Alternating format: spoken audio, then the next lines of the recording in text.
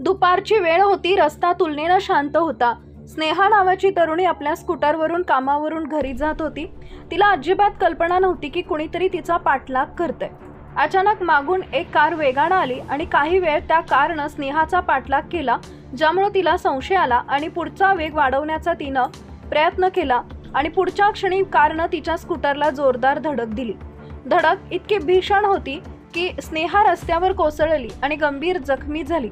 अपघात करणारी कार तिथं न थांबता वेगानं निघून गेली. स्नेहा वेदनेनं ओरडत असतानाच तिथं दुसरी एक कार आली. त्यातून विक्रम नावाचा तरुण उतरला. तो तरुण इतक्या घाईत स्नेहाकडे धावला जणू तो तिचीच वाट पाहत होता. विक्रमनं जमलेल्या लोकांना बाजूला सारले आणि अतिशय आत्मविश्वासानं स्नेहाला उचलून स्वतःच्या कारमध्ये बसवले. त्यानं लोकांना सांगितले की तो तिचा ओळखीचा आहे. रुग्णालयात नेल्यावर त्यानं डॉक्टरांना स्वतःची ओळख स्नेहाचा पती म्हणून करून दिली. स्नेहाचा हात मोडला होता आणि तिला गंभीर फ्रॅक्चर झालं होतं.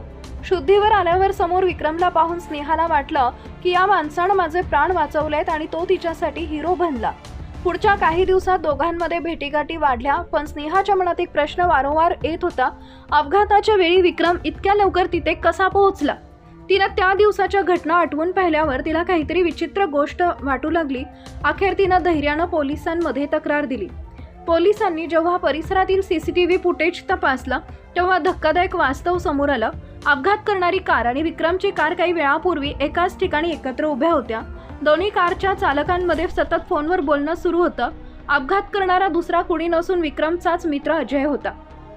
पोलिसांनी विक्रम आणि अजयला ताब्यात घेऊन चौकशी केली तेव्हा त्यांनी गुन्ह्याची कबुली दिली. विक्रमचं स्नेहावर एकतर्फी प्रेम होतं. तिला प्रभावित करण्यासाठी त्यानं हा कट रचला होता.